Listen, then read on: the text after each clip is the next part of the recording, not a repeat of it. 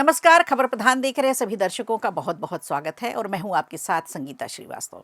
देखिए, लोकसभा में आज मंगलवार को भी विपक्षी सांसदों का हंगामा लगातार जारी रहा। इस वजह से एक बार फिर प्रश्नकाल नहीं पूरा हो सका और बैठक शुरू होने के 1 मिनट के अंदर ही दोपहर 12 बजे तक के लिए स्थगित कर दी गई कार्रवाई। 12 बजे संसद की कार्रवाई शुरू हुई और विपक्ष लगातार राहुल गांधी के सदन में बोलने की मांग पर अड़ा हुआ दिखा।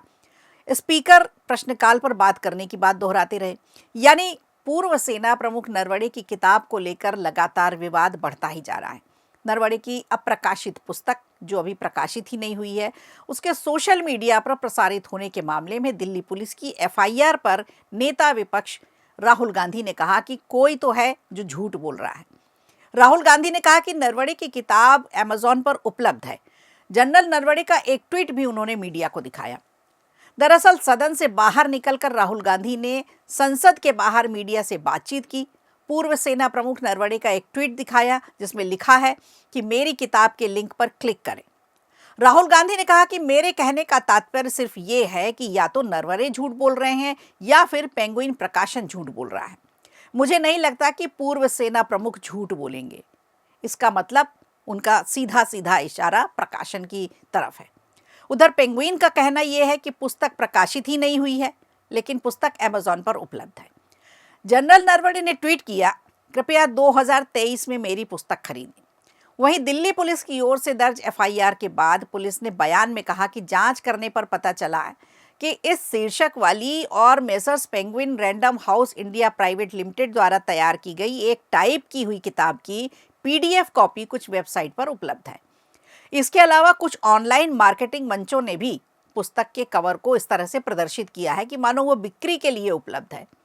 वहीं पेंगुइन रैंडम हाउस इंडिया ने पूर्व सेना प्रमुख जनरल मनोज मुकुंद नरवणे के संस्मरण फॉर स्टार्स ऑफ डेस्टिनी की अनाधिकृत प्रतियां उपलब्ध होने की खबरों के बीच में कहा है कि इसके प्रकाशन का अधिकार केवल उसके पास है और ये पुस्तक अब तक प्रकाशित नहीं हुई है। तो पेंगुइन की तरफ से लगातार यही बात कही जा रही है कि प्रकाशित ही नहीं हुई है ये किताब।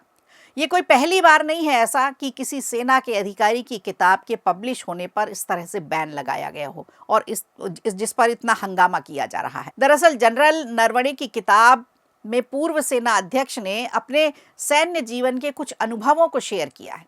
इसके अलावा 2020 में भारत चीन सीमा पर जब तनाव हुआ था, पूर्वी लद्दाख में हुई मिलिट्री एक्शंस पर सरकार और सेना के बीच जो डिसीजन हुए थे उसके मेकिंग प्रोसेस पर और एक अलग रणनीतिक सोच को लेकर के इसमें कुछ इस तरह का जिक्र किया गया है। उन्होंने इस तरह की अपने अनुभव लिखे हैं और सरकार ने इस किताब के पब्लिश होने पर रोक लगा दी है। इसके अलावा कई अधिकारियों ने अपनी रिटायरमेंट के बाद अपने अनुभव, अपनी कहानियां, अपनी आप बीती बताने के लिए कई किताबें लिखी और प्रकाशित कराने का जोखिम भी उठाया और इसके लिए उन्हें भारी कीमत भी चुकानी पड़ी। आपको बता दें, जनरल वीके सिंह पर भी इस तरह का एक केस दर्ज हुआ था। पूर्व जनरल वीके सिंह की 2007 में एक किताब प्रकाशित हुई थी, इंडियाज एक्सटर्नल इंटेलिजेंस। पूर्व अधिकारी किताब प्रकाशित होने के 19 साल बाद भी ऑफिशियल सीक्रेट्स एक्ट के तहत मुकदमा अभी भी चल रहा है। मीडिया रिपोर्ट्स की माने तो अभी तक इस पर ट्रायल भी शुरू नहीं हुआ है। 2007 में पुस्तक प्रकाशित होने के तुरंत बाद सीबीआई ने मेजर जनरल सिंह के खिलाफ आधिकारिक गोपनीयता अधिनियम ओएसए के तहत मामला दर्ज किया, जिन्होंने सेवानिवृत्ति यानी रिटायरमेंट के बाद के विस्तार सहित 2004 तक अपनी प्रतिनियुक्ति पर 4 साल सेवा भी की। गुरुग्राम स्थित उनके घर पर छापा भी मारा गया। उनका कंप्यूटर, उनका पासपोर्ट और उनकी डायरी तक जब्त कर ली गई थी। अभी पिछले महीने उनके द्वारा उन दस्तावेजों की प्रतिक्रिया प्राप्त करने के लिए एक याचिका लगाई गई, जिसके आधार पर उन पर मुकदमा चलाया जा रहा है। सर्वोच्च न्यायालय भी पहुंची। अब संसद के बाहर निकलकर राहुल गांधी कह रहे हैं कि वो तो पूर्व सेना प्रमुख पर ही विश्वास करते हैं, पेंगुइन पब्लिशर की तरफ से झूठ बोला जा रहा है। अब एक और बुक है, हिमालयन ब्लंडर। इस पर भी सरकार ने बैन लगाया था। हिमालयन ब्लंडर में विवाद मुख्य रूप से 1962 के भारत चीन युद्ध को लेकर थी। इसमें भी जो लिखे गए थे तथ्य, उसमें आलोचनाएं भी थीं और आलोचना के तरीके को लेकर के इसमें विवाद हुआ था। ये किताब उस समय के भारतीय सेनानी ब्रिगेडियर जेपी डालवी ने लिखी थी। किताब में डालवी ने भारत के राजनीतिक और सैन्य नेतृत्व की भरपूर आलोचना की थी, खासकर तत्कालीन प्रधानमंत्री जवाहरलाल नेहरू की, रक्षा मंत्री और सेना के कुछ वरिष्ठ अधिकारियों की रणनीति को लेकर तीखी आलोचना देखने को मिलती है।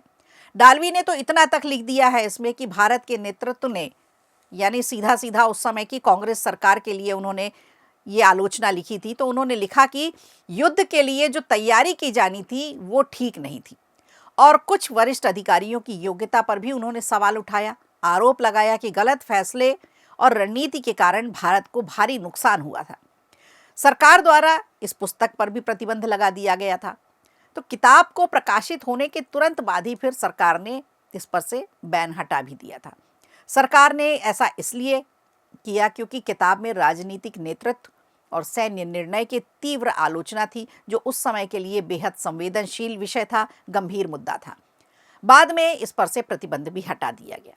तो ऐसा नहीं है कि ये पहली बार किसी किताब पर बैन लगाया गया है। इसके पहले भी बहुत से सेना के अधिकारी ऐसे थे जिन्होंने अपनी किताबें लिखी हैं, अपने अनुभव लिखे, अपनी कहानियाँ उसमें शेयर की, लेकिन उनकी किताबों पर भी बैन लगाया गया था।